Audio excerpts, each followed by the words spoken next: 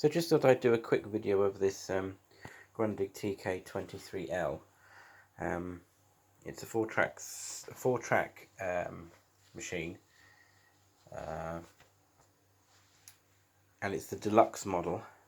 And to explain what that is, it's basically, you get them, they say deluxe on the lid. They come in a slightly more higher quality cabinet than the standard. This is a TK18, but they would be a TK23 in a similar case to this. They just they just make the cabinet a bit cheaper. The deck is identical, which is why I've got this one running at the moment, so you can see what the inside of this looks like without me having to take this one apart and have it running. At the moment it's got a stereo tape, a twin track stereo tape, which basically I think I've got the, yes, here's the thing for it there. They call it like universal stereo, which basically just means because it's a two-track recording, you can play it back on a four-track machine. It's just that you can't turn the tape over, obviously, because it's all one way. So it's probably slightly more expensive to produce because you're using much more tape. You can't just turn the tape over if it was a normal four-track recorded tape. Anyway, I had to do nothing electrically to this, which is not that unusual with these. They're quite well made machines. I have replaced a pinch roller and a belt in these before, but if you look at this one, which again I haven't had to replace any belts, it's got a belt that goes on the take-up spool here around the capstan. The capstan has a round belt, not a flat belt, and then there's another belt just for the tape counter. And they seem to have used fairly good high quality belts, and as long as this main belt here is okay, then it'll play absolutely fine. It's got quite a powerful motor. And then fast forward and rewind. Fast forward is done via an idler, and rewind, the motor's just gone around a piece of rubber here, like that.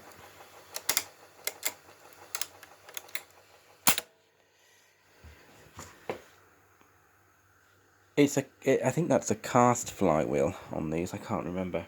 Anyway, yeah, they made these fairly good quality components. It has those translucent capacitors inside. Electrolytics are sort of standard ones, and they often need replacing.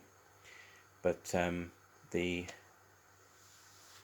non-electrolytic capacitors are the translucent foil ones, and you can often tell when they're gone by looking at them because they're all crazed and they go a milky colour as obviously the oxygen has got in, or the air has got in. This one had nothing needed doing to it at all. It's in absolutely mint condition. It's obviously been stored somewhere dry, which may have helped the capacitors last a bit longer, I don't know. They powered it up before I bought it, so I wasn't worried about using a dim bulb tester or on a variac or anything because the damage had already been done. So, but yeah, it works fine.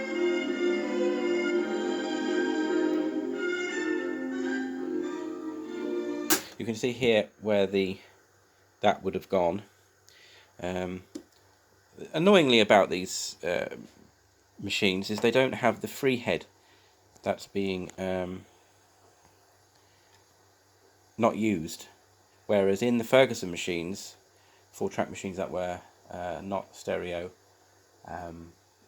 didn't have a stereo amp or anything in them, they put a little adapter on the back so the free head could have a separate amplifier, and then if you put a DIN cable in there, then you can get stereo out. They actually just did a stereo version. The TK27 is just the stereo version of these, which is a reason why I assume they didn't bother with having a fancy adapter or anything. With this one, you've got the automatic and manual level control. That's what that is. Automatic, manual is in the middle, and then you've got what they call, Grundig are calling a trick, and it just basically won't erase what's previously recorded. You just dub onto it. But yeah, it uses the deck is identical. It's just that this is a fixed one. It doesn't have there would be a valve here like there is in this one.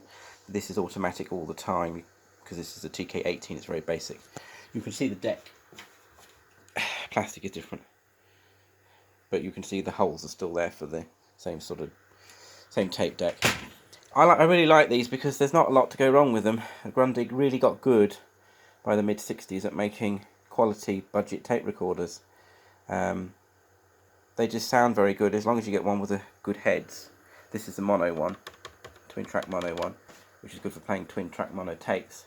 This, I said, I've got it set at D, which is basically double. It plays the two tracks together, so you get a true mono sound from a stereo tape, which is handy if you don't want to get, you haven't got a big setup to wire everything up. You can still listen to the tape, although in mono.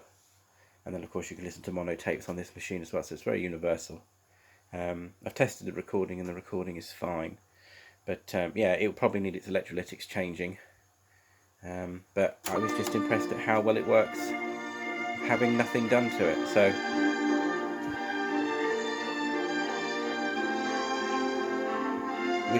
we shall repair as and when things fail, I think is the approach to take with these things sometimes.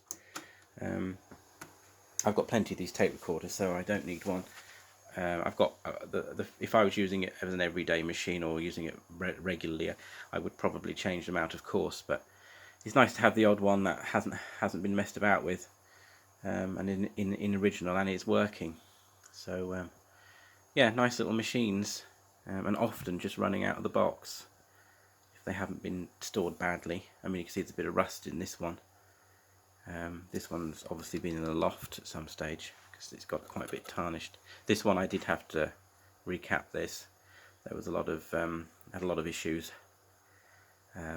Getting rid of the electrolytics cured most of them, I think, from memory in that one.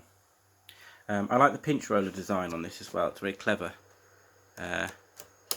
It's basically just sort of free floating in its own bracket, which means as it's not too rigid and too fixed, it being worn or wearing in the centre doesn't skew the tape. It just literally is left to sort of ride on the capstan. Again, another Grundig sort of got that right. Looks, it's completely free to do its own thing, and when it's working properly, it will find its own level again. If you can see there, look, it finds its own level. So yeah, Grundig got very good at doing this now by this stage, and I think they're some of the best tape recorders you can get. Reliable tape recorders you can purchase, but as I say, fixed speed, and they'll only take the smaller spools. But other than that, very good machines.